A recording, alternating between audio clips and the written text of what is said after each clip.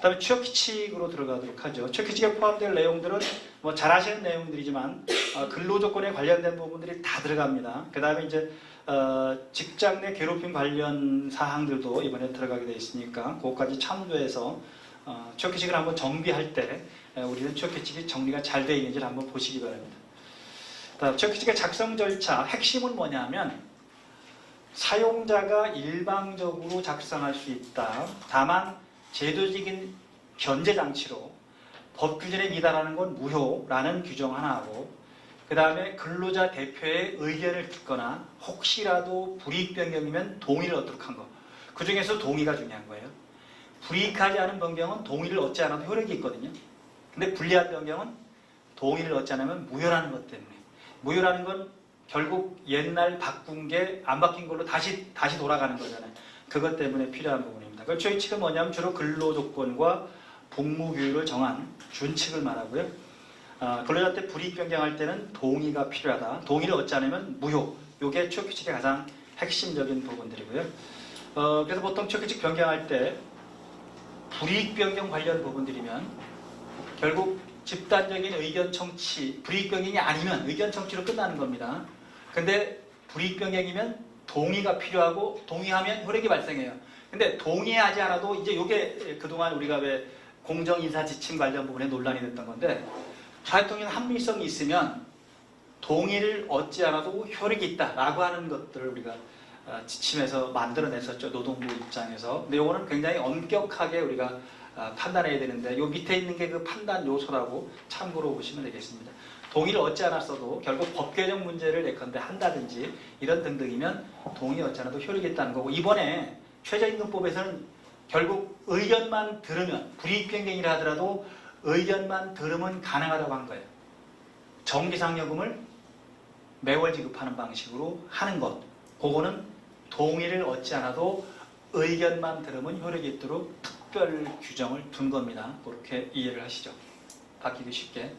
그래서 이제 변경 절차는 원칙적으로 사용자 단독으로 작성하고 변경할 수 있음. 다만 취업 규칙이 근로조건에 영향을 미치는 규범이기 때문에 작성 또는 변경에 근로자단체의 의견 청취 또는 동의를 요하는데, 이때 근로자 과반수로 조직된 노동자에 없으면 근노동조합, 근로자 과반수로 조직된 노동조합이 없으면 근로자 과반수의 동의, 과반수 의견 청취인데, 특히 의견 청취는 크게 문제가 없는데 이 동의는 집단적 의사결정 방법에 의한 동의, 이렇게 표현합니다. 집단적 의사결정 방법.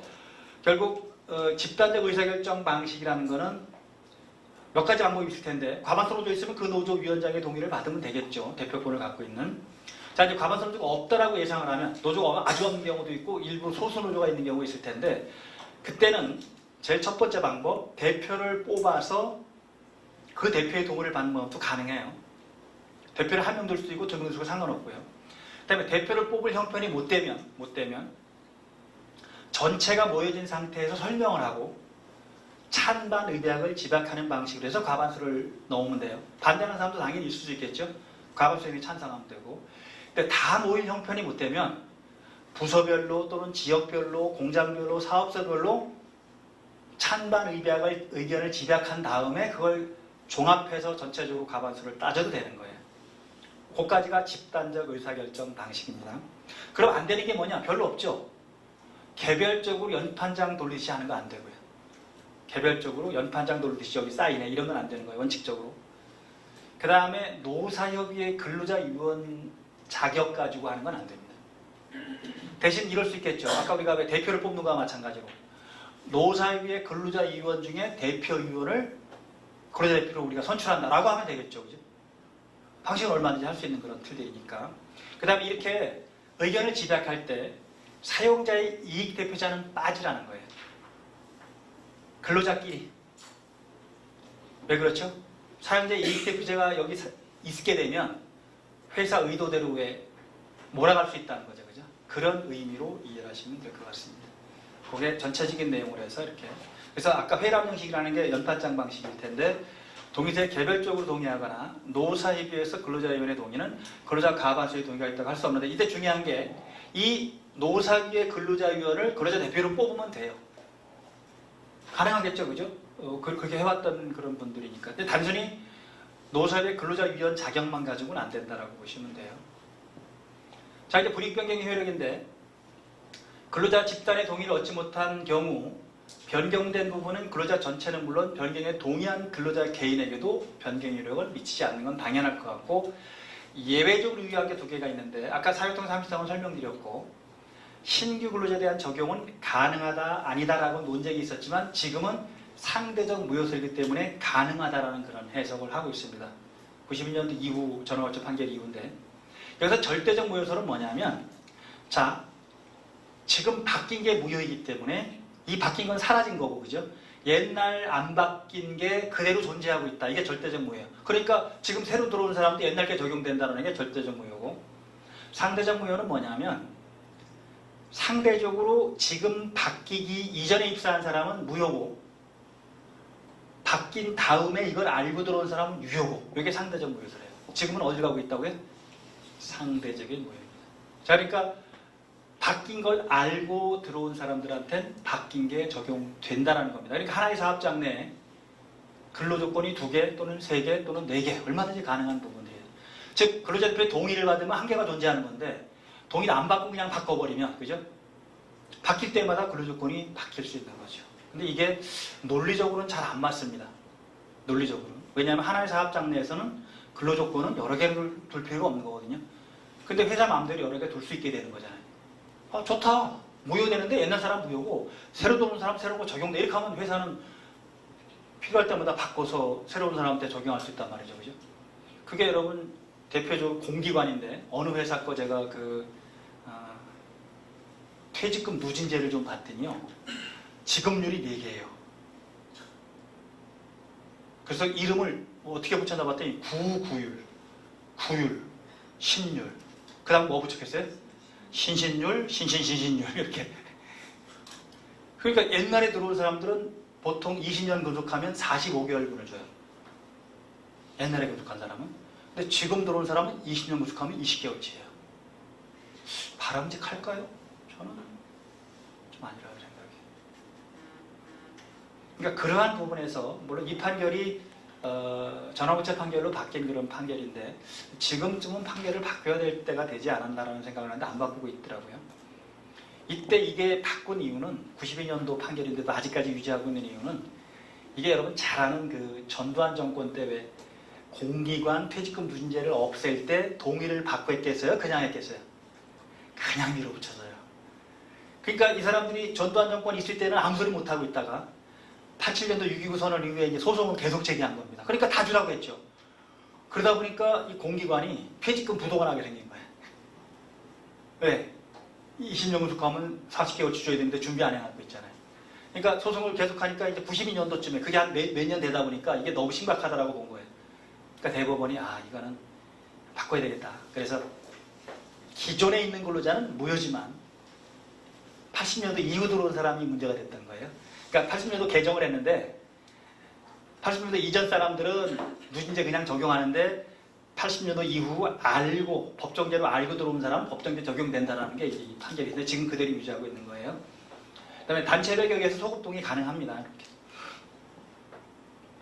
최근에 나온 판결인데 재밌더라고요. 이게 아시아나든가요?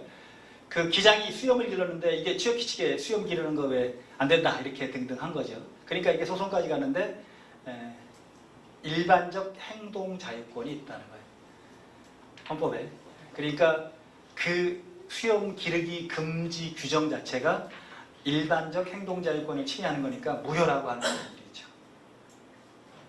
그래서 기장이 수염을 기를 수 있어야 되겠죠, 그죠? 실제로 아마 뭐 그분이야 멋으로 기르는 건데, 이거 나도 수염 기를 자유가 있는데 왜 막느냐 이렇게. 그러면 아시아나 입장에서 그럴 수 있겠죠. 네가 여기 안 들어왔으면 되잖아 이렇게 할 수 있을 텐데 그것도 아니라는 거죠. 일반적 행동자유권과 충돌. 이게 되게 노동 문제도 되게 많아요. 뒤에서 한번 보겠습니다. 왜 사직 썼을 때 보통 사직서가 아니다. 왜 심할 썼을 때 왜 이렇게 해서 이렇게 돼서 뭘 잘못했고 앞으로 잘하겠습니다.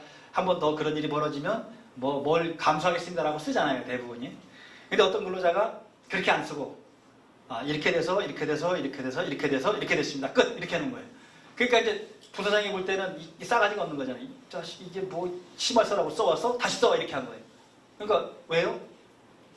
그러니까 이게 무슨 심할 써야 이게 경위서일 뿐이지. 그러니까 아니 난 잘못한 거 없는데요.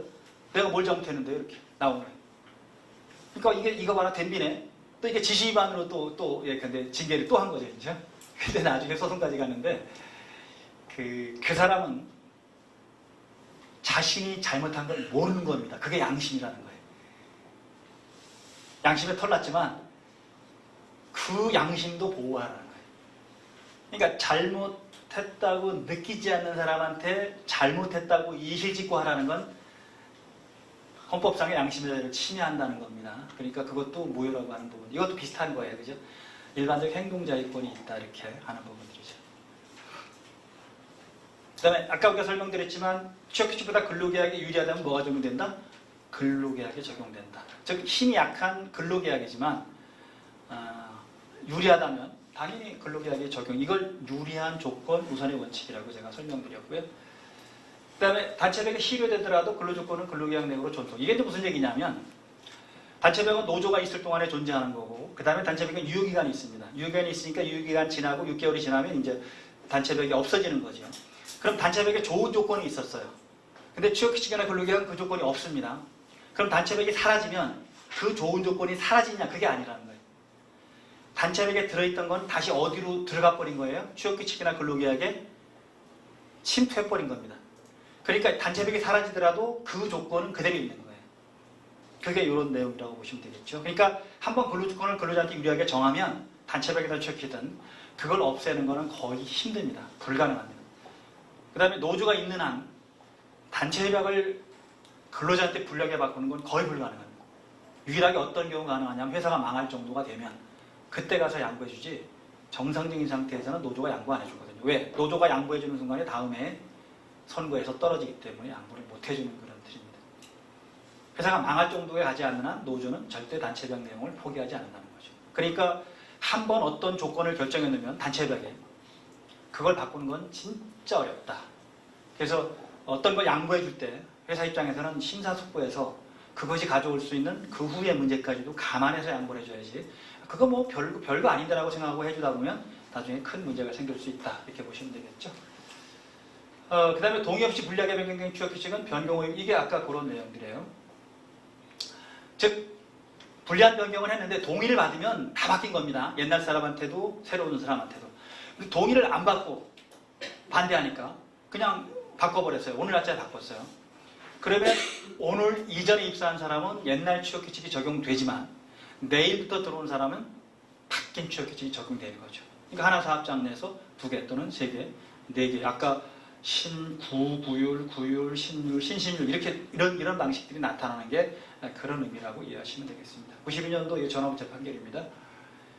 그 다음에 휴직 중에는 승급 및 평가 인상을 하지 않아도 불이익종해라고 보기는 어렵겠다. 휴직이기 때문에 그런 겁니다. 그죠? 평가하지 않고 그런 규칙을 확인한 것은 확인적 규정에 불과하고 이걸 불이익한 변경이라고 보진 않겠다라고 한 그런 판결들입니다. 구체적인 상황에 따라서 이렇게 보시면 될 것 같고요. 그 다음에 이제 이게 아주 됐던 부분들인데 동의 없이 변경했어도 사회통념상 합리성이 있으면 유효하다는 그런 부분들인데 이건 대법원이 일본 거를 조금 우리가 참조해서 판결을 내린 건데 일본하고 우리하고 법 규정 자체가 다르거든요. 그러니까 좀 비판을 받는 그런 부분들인데 일본은 이 해석이 가능한 그런 규정으로 되어 있고 우리는 이 해석이 불가능한 구조로 되어 있는데 판례는 일본의 그냥 해석 그대로 사회통념 합리성이 있으면 동의를 받지 않아도 유효하다라고. 그래서 박근혜 정부 때 왜 그 2대 지침을 내렸다는 거 혹시 기억하시면 모르겠는데 그때 이제 이 부분들을 활용한 겁니다. 결국 취업규칙 불이익변경 동의받지 않아도 사회통념 합리성이 있으면 효력이 있다라는 쪽으로 밀어붙이려고 했었는데 노동계가 반대하는 바람에 결국 박근혜 대통령이 뭐 여러 가지 사정 때문에 하야하기도 했고 내려오기도 했고 그 다음에 이제 새로운 정부 들어서면서 2대 지침을 폐기해버렸죠. 노동부가 사실은 이 양대 지침은 법을 개정할 내용이 있었거든요. 2가지 문제 때문에 그랬죠. 취업규칙 불이익 변경에 대한 예컨대 이런 내용들, 사회통념 합리성 내용들. 또 하나는 뭐였었냐면 그 통상해고를 가능하게 하는 그 지침을 내렸었죠. 공정인사 지침이라고 하는 거. 쉽게 얘기해서 지금 우리는 징계해고와 정리해고는 법에 있잖아요. 그런데 일반 보통해고나 통상해고라는 건 법에 없거든요. 예컨대 저성과자 관련된 부분들.